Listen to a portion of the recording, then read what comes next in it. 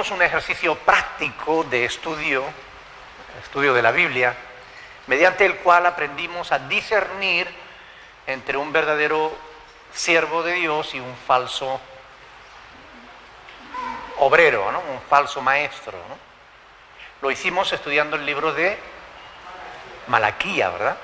A través de ese libro pudimos ver, fijándonos bien en a quién le hablaba Dios y por qué, estuvimos viendo que realmente Dios estaba reprendiendo no al pueblo de Israel, sino a los sacerdotes, que eran los que de verdad estaban pecando y eran los que estaban robando y menospreciando la mesa del Señor. Les aconsejé que durante esta semana estudiaran un capítulo. ¿Recuerdan cuál era? Ezequiel 34. ¿Lo han estudiado? ¿Sí? ¿Han hecho esas dos listas que les aconsejé que hicieran de características de los buenos y de los malos siervos? A ver, alguien que me diga una característica de un buen siervo de Dios.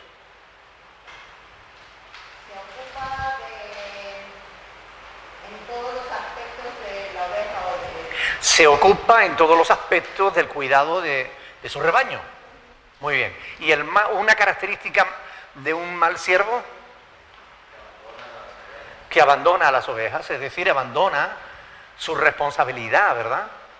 Muy bien. ¿Alguna otra característica positiva, Lina? Que fortalece a los débiles, cuida de los que están enfermos. Muy bien. ¿Y una negativa? Se despreocupa, ¿verdad? Y se aprovecha de ellos. O sea, fíjense qué importante es darnos cuenta de que la palabra de Dios tiene respuesta a nuestras inquietudes, tiene respuesta a nuestras preguntas. Únicamente que tenemos que aprender a preguntarle a la Biblia. Pero si queremos saber, por ejemplo, características de un buen siervo de Dios, si vamos, por ejemplo, a 1 de Timoteo capítulo 3, donde se habla de los requisitos, y allí dice Pablo que no, ¿cómo dice? Que no tengan ganancias deshonestas. ¿Cómo dice? Que no sea avaro, ¿ok? Sí, pero dice concretamente, es que no me acuerdo ahora mismo de cómo lo dice, en 1 de Timoteo, capítulo 3, dice concretamente, dice no dado... No dice a la avaricia, sino que dice, capítulo 3 dice, no codicioso de ganancias deshonestas. No codicioso de ganancias deshonestas. De tal modo que si vemos a alguien que dice que es un siervo de Dios y vemos que es una persona que lo que busca nada más es dinero, nos damos cuenta de que es un buen o un mal siervo. Es un mal siervo. Fíjate qué cosa más sencilla, ¿no? Estudiando la palabra podemos descubrir este tipo de cuestiones, ¿no? Y por eso es tan importante que la conozcamos bien, que la estudiemos, para que nada ni nadie nos pueda engañar. ¿Amén? Bien, vamos a seguir donde lo dejamos. Y quiero que vayamos a 2 de Corintios, capítulo 11, porque ahí estábamos entre los versículos del 21 al 31, ¿verdad? Pero ahí en el 22 concretamente, Pablo comienza diciendo, ¿son hebreos? Yo también. ¿Son israelitas? Yo también. ¿Son descendientes de Abraham? También yo. Es decir, ahí Pablo está haciendo la comparativa entre aquellos falsos apóstoles y su propia persona, su propio ministerio, ¿verdad? Ahora, es evidente que Pablo era hebreo. Porque él descendía de la tribu, ¿saben? De Benjamín, ¿ok? De la tribu de Benjamín. Él era israelita y descendiente de Abraham. Él lo dice en Filipenses 3:5 que él era descendiente de la tribu de Benjamín. Ahora, actualmente se está dando un fenómeno muy curioso. Muchos que no son hebreos, que no son israelitas, que no descienden de ninguna de las tribus de Israel, ni descienden de Abraham, están judaizándose y judaizando a otros, hasta el extremo de convertirlo casi en un requisito imprescindible para hablar con una supuesta autoridad de la palabra de Dios, ¿no? De cualquier tema relacionado con la Biblia, ¿no? Hay por ahí un supuesto rabí judío que dice que se ha convertido a Cristo y él ha hecho una versión diferente de la Biblia. Ahora él dice que nadie, nada más que un hebreo, puede entender y traducir correctamente las Escrituras. Así que todas las Biblias que hemos tenido durante 2000 años de cristianismo no sirven, hay que comprarlas de él. Esto es lo que él dice. Ahora, ¿realmente esto es así? ¿Es necesario que nosotros le demos tanta importancia a Israel? ¿Es necesario que nosotros comencemos a llamar a Jesús Yeshua HaMashiach? ¿O que a Dios no le llamemos Padre Altísimo o Todopoderoso o de cualquier otra manera de las que se le llaman en la Biblia, sino que le llamemos Yahweh o Yahvé? Realmente esto es así. Tenemos que ponernos un manto, un talil para orar, o tenemos que usar el gorrito este de la kipá que usan los judíos. ¿Es así? Bueno, realmente no es así, pero se está enfatizando mucho todo esto, ¿verdad? Ya yo un día, no hace mucho, les prediqué sobre que debemos tener cuidado con los judaizantes, ¿verdad? Ahora, yo quiero hacerles una pregunta y quiero que respondan, si saben la respuesta, que la respondan con claridad. ¿Hay algún texto en la Biblia que indique que los cristianos debemos convertirnos al judaísmo? ¿Alguien que sepa la respuesta? ¿Nadie sabe la respuesta? Ah, que no. O sea que la respuesta es no, que no existe ningún texto que diga que los cristianos tengamos que convertirnos en judíos, ni tengamos que practicar las prácticas judías, ¿verdad? En cambio, sí hay pasajes en el Nuevo Testamento que dicen que los judíos, si se quieren salvar, deben convertirse a la fe cristiana. ¿Recuerdan, por ejemplo, alguno?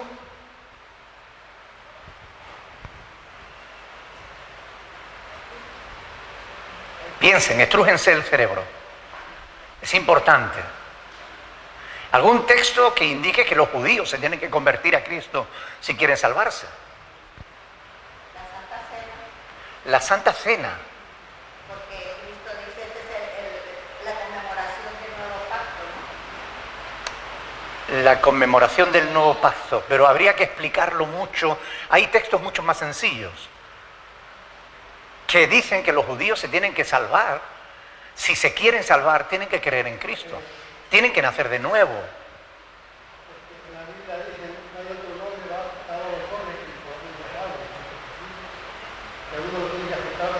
Por ejemplo, Hechos 4:12 dice claramente que no hay otro nombre bajo el cielo dado a los hombres en quien podamos ser salvos.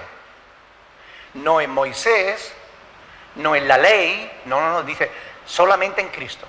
¿Ok? No hay otro nombre bajo el cielo dado a los hombres en quien podamos ser salvos, solamente en Él. Bien, cuando en Juan capítulo 3 el Señor Jesús se encuentra con un principal entre los judíos, ¿se acuerdan cómo se llamaba? Nicodemo. ¿Ok? Él era judío, ¿verdad? ¿Los judíos no se salvaban por ser judíos? No, tenían que creer y vivir conforme a la fe. De hecho, Jesús le dice, si no naces de nuevo, no verás el reino de Dios. Y era un judío, pero tenía que convertirse si quería ver el reino de Dios. Hay muchos pasajes en Hechos 3:19, cuando el apóstol Pedro está predicando el día de Pentecostés, él les dice a los judíos que estaban allí, arrepentíos y convertíos, para que sean borrados vuestros pecados, ¿verdad? O sea, ellos son llamados a convertirse a la fe cristiana, pero los cristianos no somos llamados a convertirnos a la fe judía. ¿Sí, Katia? Romanos 1:16, porque no me avergüenzo del Evangelio, porque es poder de Dios. Y también al griego, efectivamente. Hay muchos pasajes que hacen un llamado al judío para que se convierta a la fe cristiana, pero no hay ninguno que le diga al cristiano que se convierta a la fe judía. Sin embargo, vamos viendo que por todos lados van surgiendo grupos de judaizantes, de gente, ellos se hacen llamar judíos mesiánicos y cosas por el estilo, ¿verdad? Y esto no es correcto, eso no es así. Es muy importante que, como yo siempre digo, no confundamos el atún con el betún, ¿verdad? Escuchen bien, para ser un buen cristiano no es necesario judaizarse, no es necesario hablar hebreo, ni spambreo, ¿sabe? El spambreo es como el spanglish, ¿no? Spanglish es mezclar el español con el inglés, ¿no? Spambreo es como mezclar el español con el hebreo, ¿no? Porque han visto en esas Biblias, en esos comentarios, en esos estudios, y a esa gente que judaizan, que hablan palabras en español y después mezclan otras en hebreo. Bueno, ¿en qué quedamos? ¿Estás hablando en español o estás hablando en hebreo? No es que el nombre de Cristo es... Hay un estudio completo sobre el nombre de Cristo en la página web de nuestra congregación, donde la pueden descargar, y ahí tienen un estudio que habla sobre ese tema, para ver que no hace falta llamar a Jesús Yeshua Hamasía, ni como ellos quieran llamarle ahora, ¿verdad? ¿Nosotros somos judíos o gentiles? ¿Qué somos? ¿Judíos o gentiles? Gentiles son todos los que no son judíos. ¿Tú eres judío? Pues entonces eres un gentil. Aunque ahora, en realidad, no somos ni judíos ni gentiles, ahora somos de la iglesia de Dios, de la iglesia de Cristo. Amén. Porque de ambos pueblos, dice el apóstol Pablo en Efesios, de ambos pueblos hizo uno. Entre los judíos y los gentiles hizo un pueblo nuevo, la iglesia, la familia de Dios. Ese es el pueblo al que debemos pertenecer. Nosotros creemos, nos convertimos a la fe de Cristo o a la fe de Moisés. Es Cristo, claro. A la fe de los hebreos no. ¿Creemos en el judaísmo mosaico que todavía está esperando al Mesías? ¿O creemos en la fe cristiana que certifica que el Mesías ya vino, aunque le seguimos esperando de regreso, pero por segunda vez? Pero nosotros nos hemos convertido no a la fe judía, sino a la fe cristiana. Confundir Israel con la iglesia es un error que lleva a otros muchos errores. Yo lo considero que es un simplismo teológico, ¿no? Es una teología infantil de gente que no conocen suficientemente la palabra de Dios, ¿no? Porque cuando la conoces te das cuenta de que hay unas enormes diferencias entre Israel y la iglesia. ¿Alguien nos puede decir alguna? Por ejemplo, ¿cómo se pertenecía a Israel? ¿Perdón? No, bueno, el que no fuera de nacimiento sí, pero si tú nacías judío, ya pertenecías al pueblo judío. Después tenías que circuncidarte para, digamos, de alguna manera tener una relación con tu Dios, ¿no? Pero al pueblo judío se pertenecía por derecho de nacimiento. Por la promesa de Dios.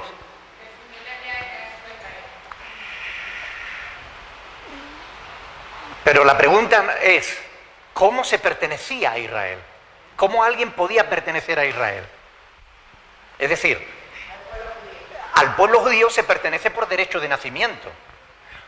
Alguien nace y ya es judío.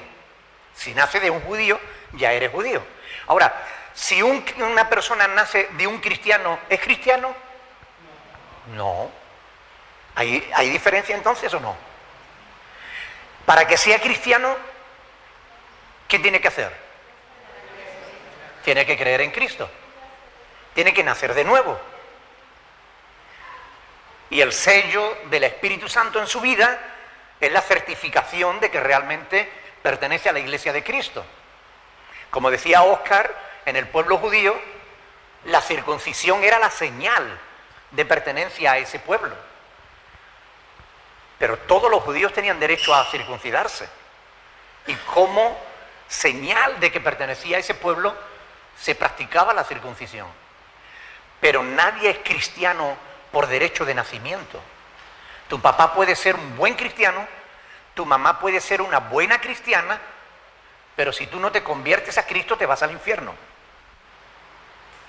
Algunos dicen, ay no, hay promesa en la Biblia de que cree en el Señor Jesucristo y serás salvo tú y tu casa.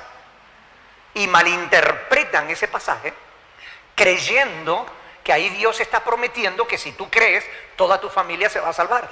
Y eso no es lo que dice ese pasaje. Porque toda la Biblia enseña que para salvarse debes creer. Y sin fe, es imposible agradar a Dios. ¿Verdad? Lo dice la palabra de Dios. Por tanto, la promesa es que la persona que se convierte va a llevar el Evangelio a su familia, lógicamente. Por tanto, la familia va a tener la posibilidad de convertirse como la persona que se ha convertido. Dice, cree en el Señor Jesucristo y serás salvo tú y tu casa. Pero si cree, cree y serás salvo. Tú, cree y serás salvo tú y tu casa si cree. Porque el creer, la fe, es el requisito imprescindible sin el cual nadie es verdadero cristiano. Sin fe, nadie es cristiano. Es que yo nací en una familia cristiana. Es que a mí me bautizaron de pequeño.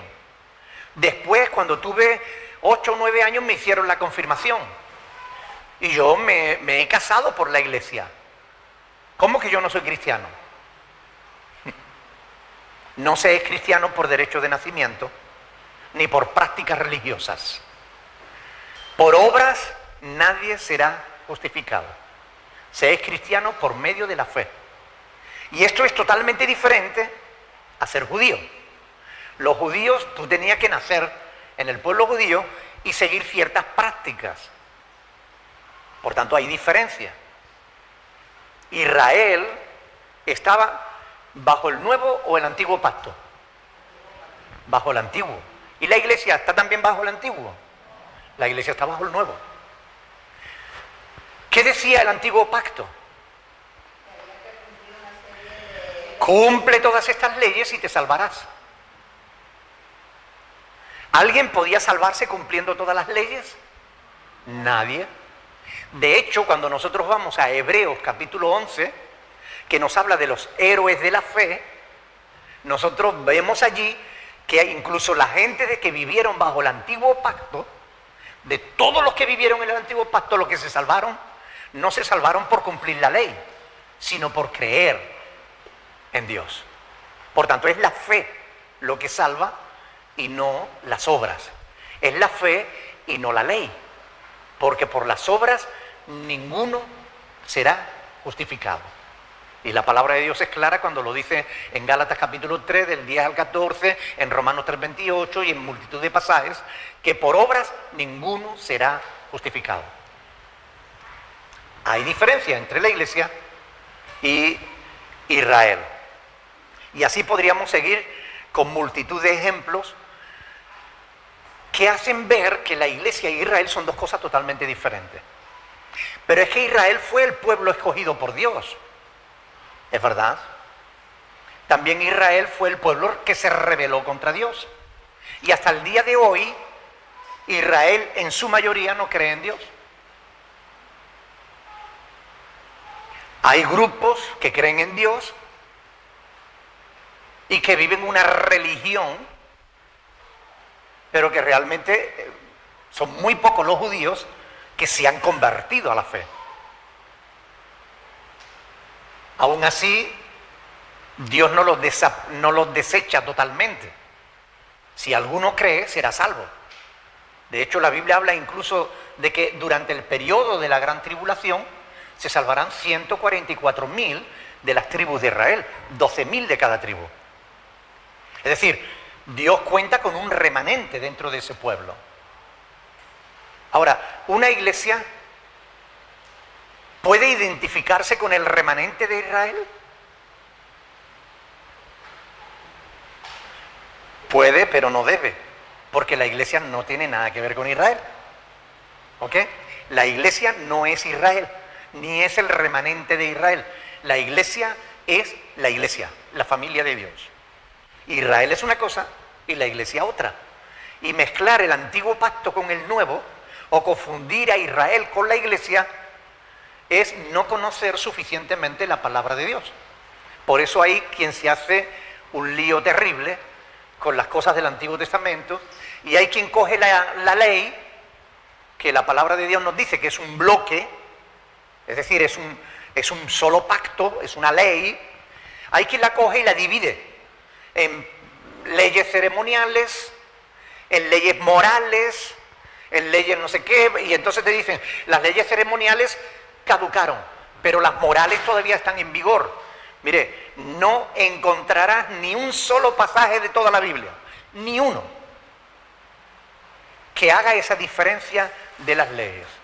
Y yo te voy a mostrar varios pasajes de la Biblia que dicen que si no cumples toda la ley, aquellos que tratan de justificarse por la ley, si no la cumplen toda, con que falle en uno de los mandamientos, se hace culpable de todos. Por tanto, no es la ley lo que nosotros tenemos que tener en cuenta, sino la voluntad de Dios escrita en el Nuevo Testamento para la iglesia. ¿Ok? De la ley del Antiguo Testamento, de la ley del Antiguo Pacto, de la ley mosaica, lo único que queda en vigor son aquellos mandamientos que han sido refrendados en el Nuevo Testamento. Es decir, aquellos que han sido confirmados en el Nuevo Testamento. Por poner un ejemplo,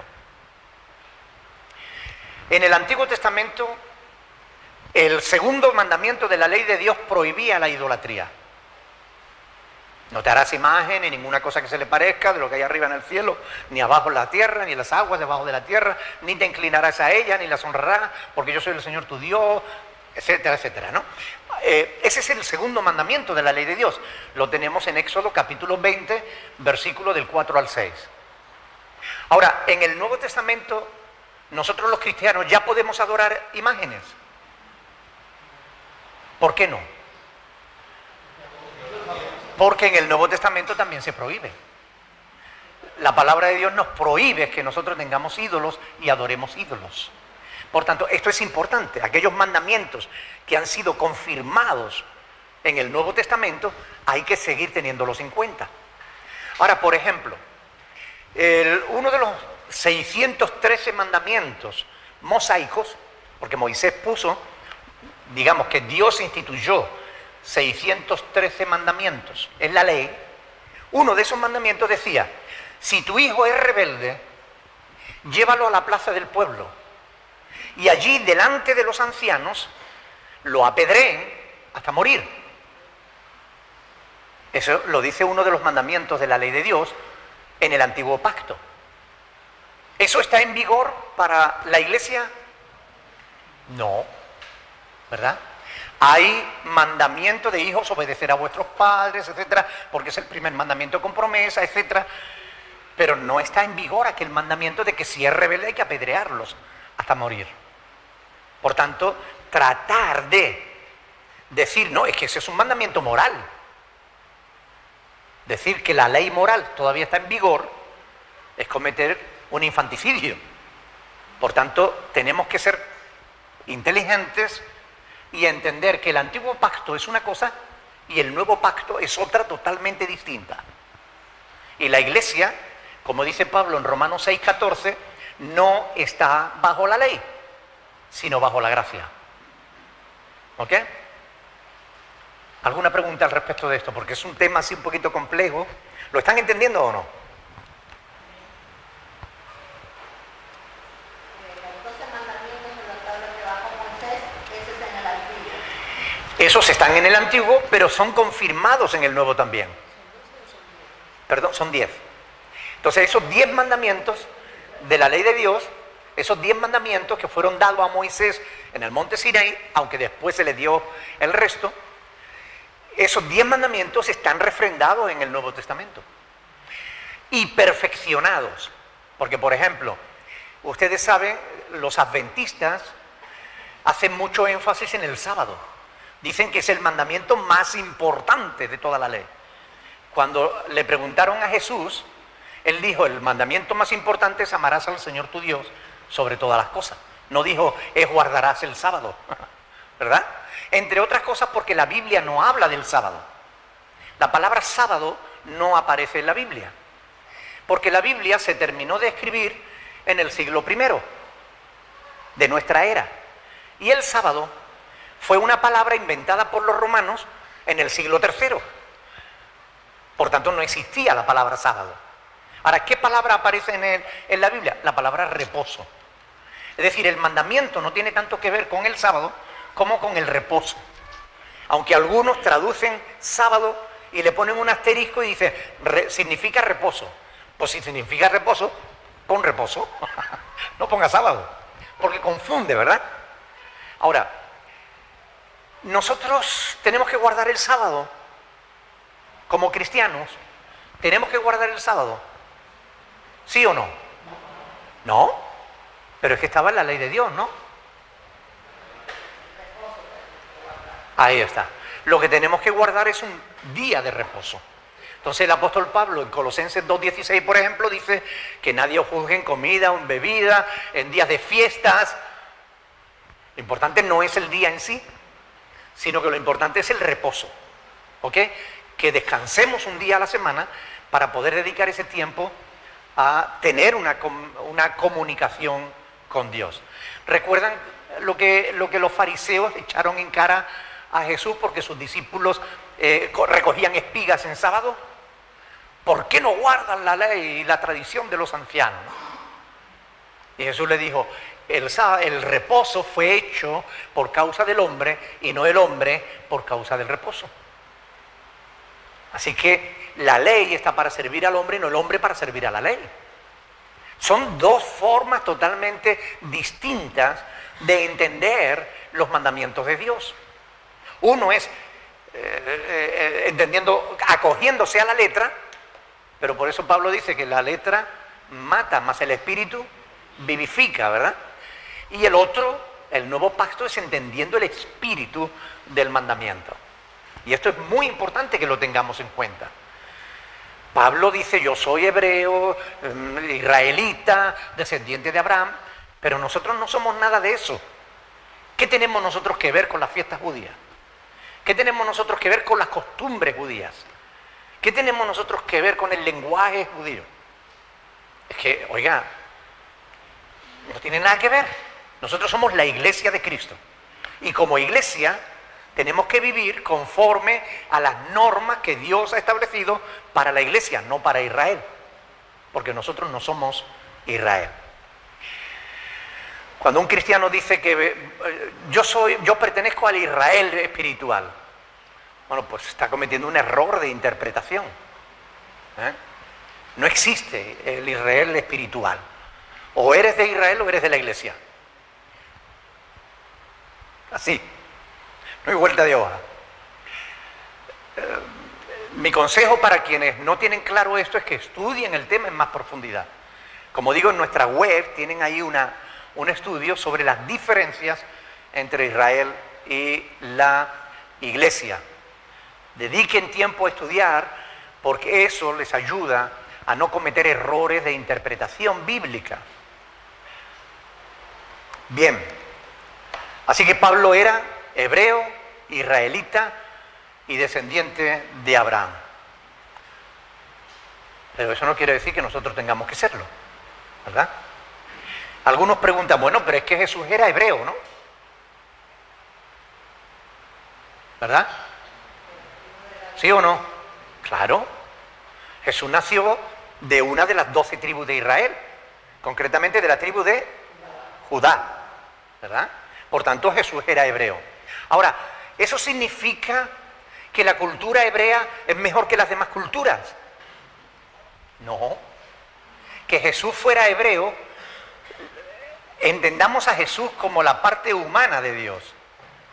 En alguna cultura tenía que nacer, ¿ok? Y como no había una cultura que se ajustara a Dios, Dios creó una cultura, la hebrea, ¿verdad? La israelita, porque los hebreos ya existían antes, pero la israelita, los descendientes de Jacob, de ahí nace Jesús. Pero eso no significa que esa cultura israelita sea mejor que otras culturas. Eso no significa que nosotros nos tengamos que hacer israelitas, ni eso significa tampoco que la cultura israelita sea divina. La cultura es cultura de un pueblo, pero Dios no tiene cultura. Dios es acultural. Quiero decir que para Él todas las culturas son iguales. Para Él no hay diferencia entre una cultura y otra cultura. Es muy importante entender eso para que no acabemos imponiendo a la iglesia elementos de la cultura hebrea, como hacen algunos grupos que no saben distinguir esto. Por eso hay grupos religiosos que dicen que la mujer no se puede cortar el cabello, que tiene que usar velo, que los hombres se tienen que dejar la barba. Ahí en Lanzarote tenemos un grupo así. Pero es que esa persona no está entendiendo que eso no son mandamientos de Dios para la iglesia.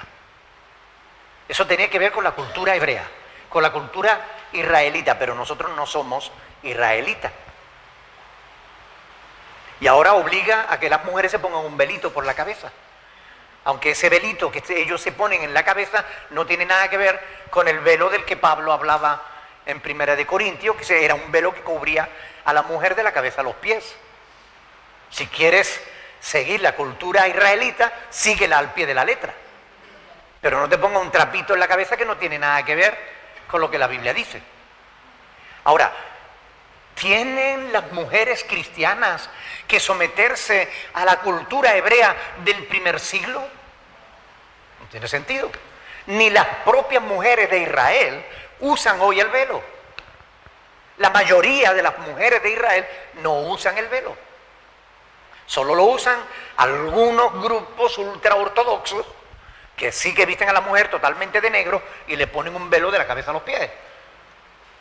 Pero eso es una religión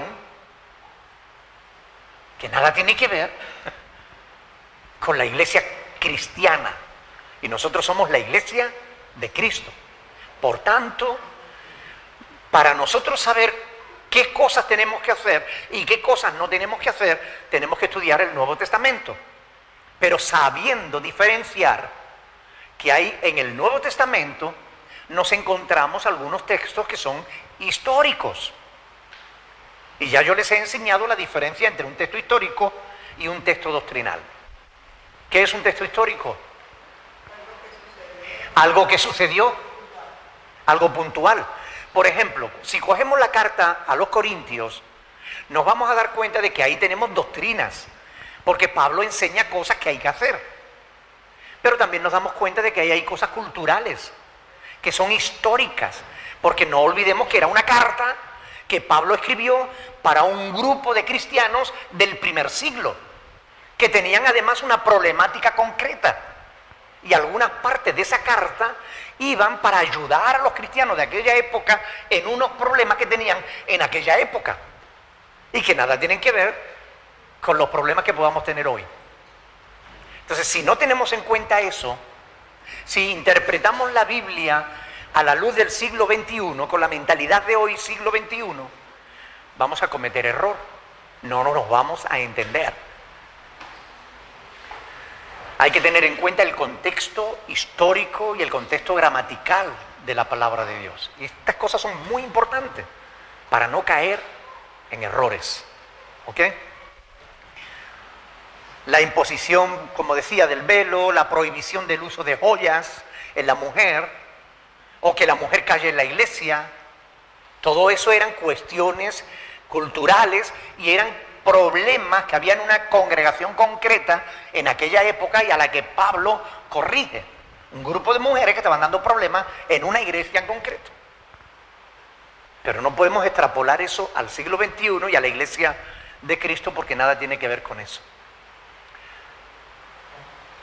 Tratar los textos históricos como doctrinales lleva a falsas doctrinas.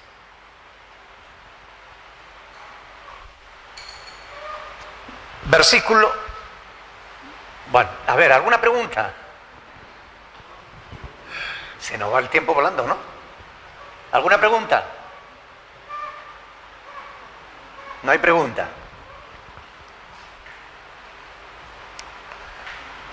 Dice Pablo ahí en el versículo 23, 1 Corintios 11, 23. ¿Son ministros de Cristo? Como si estuviera loco habló. Yo más. En trabajo más abundante, en azotes sin número, en cárceles más, en peligro de muerte muchas veces, de los judíos 5 veces he recibido 40 azotes menos uno, etcétera, etcétera, etcétera. La pregunta del apóstol en este pasaje, en el versículo 23, es la que nosotros estamos dilucidando. Es decir, ¿son ministros de Cristo? Todos los cristianos debiéramos poder discernir entre los ministros de Cristo y los que no son verdaderos ministros de Cristo. De ahí que tengamos que estudiar la palabra de Dios. En esta lista que Pablo va a dar de penuria, de dificultades, de experiencias que él tuvo que padecer, ¿recuerdan el sermón del domingo? El evangelio color de rosa es un evangelio falso.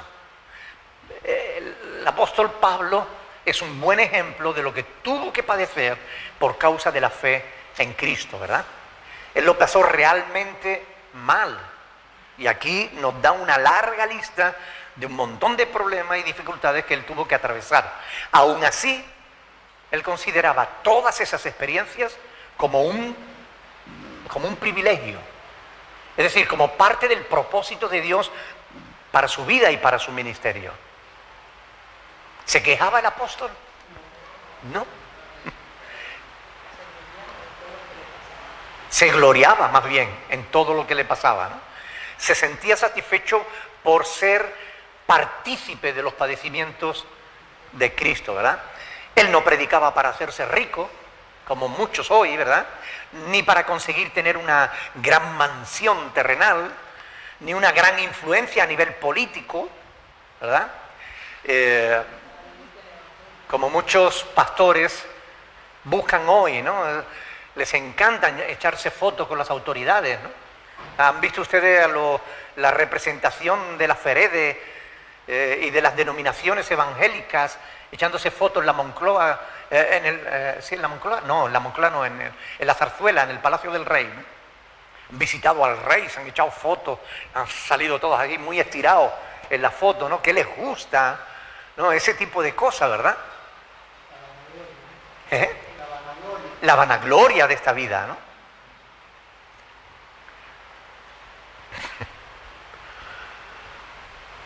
Nada de eso te hace un verdadero discípulo de Cristo, un verdadero siervo de Cristo. Claro, nada de eso. Tú puedes tener todo el respaldo del mundo y de todas las autoridades, pero si no tienes el respaldo de Dios, no eres nada. ¿Recuerdan 2 de Timoteo 2:15, ¿no? Procura presentarte a Dios como obrero aprobado, que usa bien la palabra, que no tiene de qué avergonzarse y que usa bien la palabra de verdad. Es decir, tú puedes recibir la aprobación de los hombres, pero si no tienes la de Dios, ¿de qué te servirá la de los hombres? De nada. Y nosotros tenemos que buscar la aprobación de Dios. Vivir, como dice Pablo en Efesios 5:10, comprobando lo que es agradable a Dios. Porque si tratáramos de agradar a los hombres, nos constituiríamos en enemigos de Dios. Así lo dice la palabra, ¿verdad? Por tanto, lo dejamos aquí porque se nos va el tiempo. Nos vamos a continuar la próxima semana, si Dios quiere, con el tema. Pero yo quiero pedirle, hermanos, descarguen el estudio que hay en la página web Está en preguntas y respuestas. Se titula así, sobre las diferencias entre Israel y la Iglesia. Descárguenlo y vean los textos uno por uno. Estudien ese tema. Para que cuando alguien le diga, no, que tú tienes que guardar el sábado porque la ley, o que tú tienes que tú tengas argumentos bíblicos para decirle, no, mira, yo no soy judío, yo soy cristiano. ¿Ok? Yo no pertenezco a Israel. No, tú tienes que dar diezmos. No, mira, yo no soy israelita, yo soy cristiano. ¿Ok? Por tanto, yo doy ofrendas voluntarias. Colaboro con la obra de Dios, pero conforme Dios enseña en el Nuevo Testamento. ¿Ok? Por tanto, es muy importante que conozcamos la diferencia entre Israel y la Iglesia. Descárguenlo, estúdienlo, véanlo. Amén. No cuesta nada, es un estudio pequeño, pero lo pueden leer en un rato y les va a ayudar a tener una idea más clara de la diferencia entre Israel y la Iglesia. ¿Alguna pregunta?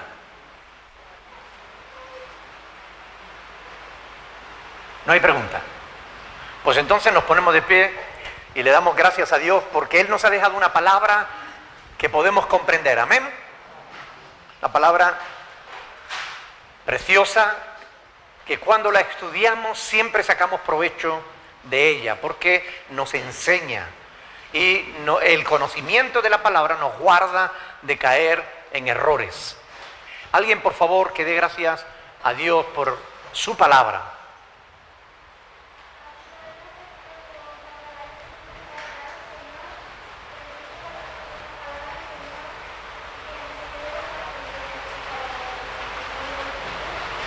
Amén. Dios les bendiga, mis hermanos.